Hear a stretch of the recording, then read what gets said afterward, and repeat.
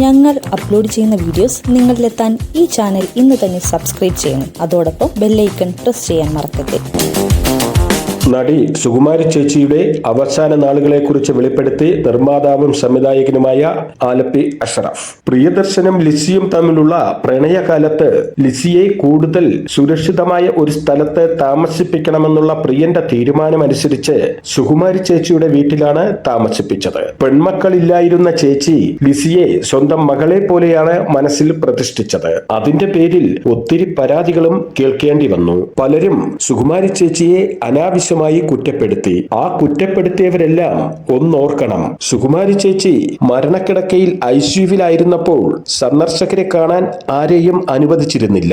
ആ സമയത്ത് ഒറ്റ ആഗ്രഹമേ അവർ പറഞ്ഞുള്ളൂ, ലിസിയെ അവസാനമായി ഒന്ന് കാണണമെന്ന്. ലിസി സുകുമാരി ചേച്ചിയുടെ മുന്നിൽ എത്തുകയും ചെയ്തു. പ്രസവിച്ചാൽ മാത്രമല്ല അമ്മയാകുന്നത്, സ്നേഹം കൊണ്ടും അമ്മയാകാമെന്ന് അങ്ങനെ സുകുമാരി ചേച്ചിയും തെളിയിച്ചു.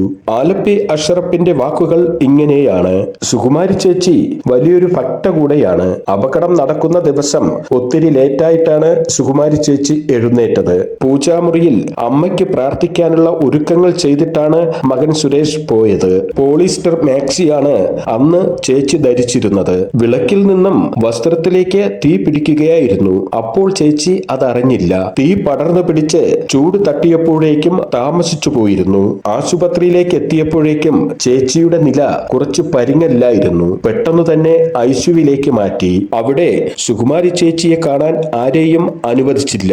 പലരോടും വഴക്കുണ്ടാക്കിയാണ് സുകുമാരി ചേച്ചിയെ കാണാൻ സീമ ഐസിയുവിൽ കയറിയത്. സീമയോട് സുകുമാരി ചേച്ചി പറഞ്ഞ ആഗ്രഹമായിരുന്നു ലിസിയെ കാണണമെന്ന്. പിന്നീടാണ് തമിഴ്നാട് മുഖ്യമന്ത്രി ജയലളിത അവിടെ എത്തുന്നത്.